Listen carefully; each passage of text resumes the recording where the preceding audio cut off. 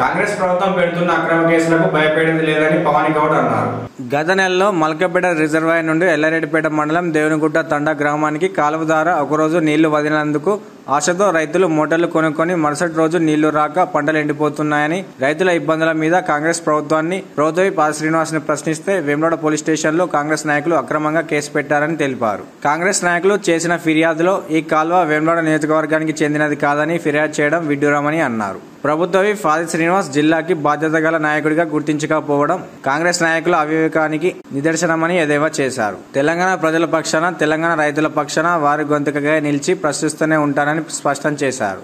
నాకు మద్దతుగా వచ్చిన బీఆర్ఎస్ నాయకులకు, కార్యకర్తలకు, సోషల్ మీడియా మిత్రులకు కృతజ్ఞతలు తెలిపారు.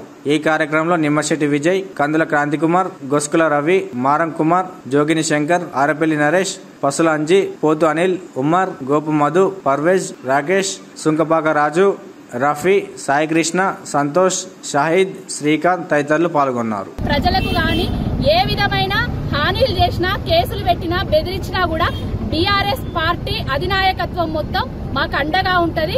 ఇంకొకటి, రైతుల మీద, రైతుల కోసము రైతులకు నీళ్లు ఇస్తలేరు, కరెంట్ వస్తలేదు, మోటార్లకు మీరు చెప్పిన అబద్ధపు హామీలు చెప్పుకొని వాళ్ళు మోటార్లు తెచ్చుకున్నారు, పైప్ లైన్లు ఫిడ్ చేసుకున్నారు అని చెప్తే అప్పుల పాలవుతారు అని చెప్తే నేను వీడియో తీసినందుకు నా మీద అక్రమ కేసు వేయడం జరిగింది.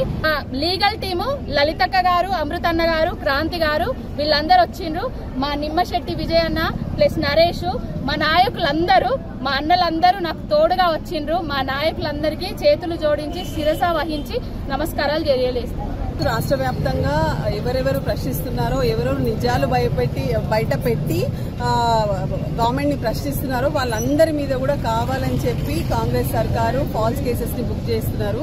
సో ఆ విధంగా అదే ప్రాసెస్ లో వాళ్ళు పవన్ గౌడ్ గారి మీద కూడా కేసు రిజిస్టర్ చేయడం జరిగింది.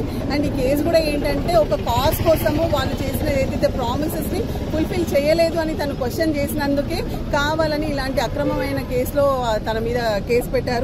ఇది crime number 117/2025 Vemulawada police station లో పెట్టడం జరిగింది. సో వచ్చి అక్కడ లోపల ఎస్ఐ గారిని కూడా కలిసాము. సో తను ఎస్ఐ గారు నోటీస్ ఇచ్చారు. సో ఇంకా ప్రాసెస్ ఏముందో, కోర్టు ప్రకారం ప్రాసెస్ ఏముందో అది తప్పకుండా చూసుకుంటాము.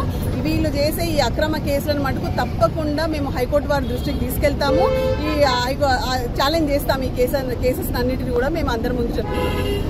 మా BRS party social media fire brand మరి ఎక్కడైతే ప్రభుత్వం ఈ 6 గ్యారెంటీలు కానీ మరి వివిధ ప్రాంతాల్లో జరుగుతున్న మోసాల మీద మరి ఒక వీడియో తీయడం వల్ల ఆమెపై అక్రమ కేసు పెట్టడం జరిగింది. ఆ కేసు ఏంటంటే మరి ఎల్లపేట మండలం గొల్లపల్లి దేవునిగుట్ట తండా దగ్గర ఒక్కరోజు ఈ ప్రభుత్వ విప్ ఆర్ శ్రీనివాస్ గారు మరి మల్కపేట రిజర్వాయర్ నుంచి కాలువ ద్వారా నీటిని విడుదల చేయడం జరిగింది. ఆ ఒక్కరోజు మట్టుకే వాటరు కాలువ ద్వారా పారినాయి. దాన్ని మరి మాకు నీళ్లు వస్తాయని చెప్పి అక్కడున్న రైతులు మరి మోటార్లు కానీ పైపులు కానీ అన్ని కూడా కొనుగోలు చేసి నష్టపోయినారు అని ప్రభుత్వం దృష్టికి తీసుకొస్తే అక్కపై కేసు పెట్టడం జరిగింది. మరి ఇలాంటి అక్రమ కేసులు దాదాపు సామాన్యుల మీద జరుగుతూ ఉన్నాయి, రైతుల మీద జరుగుతూ ఉన్నాయి.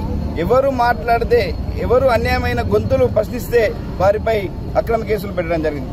ఈ కేసులకు మా సోషల్ మీడియా కానీ మా పార్టీ కానీ ఏది కూడా భయపడే ప్రసక్తి లేదు. మాకు మా అధినాయకత్వం కేసీఆర్ గారు కానీ కేటీఆర్ గారు కానీ మాకు ఒక లీగల్ టీంని ఏర్పాటు చేయడం జరిగింది. వారు ఈరోజు చట్టపరంగా ఏ కేసు అయినా, అక్రమ కేసు ఏదైనా కూడా చట్టపరంగా ఎదుర్కోవడానికి మా పార్టీ ఉంది, మా అడ్వైజర్ టీం, మన లాయర్లు ఉన్నారు.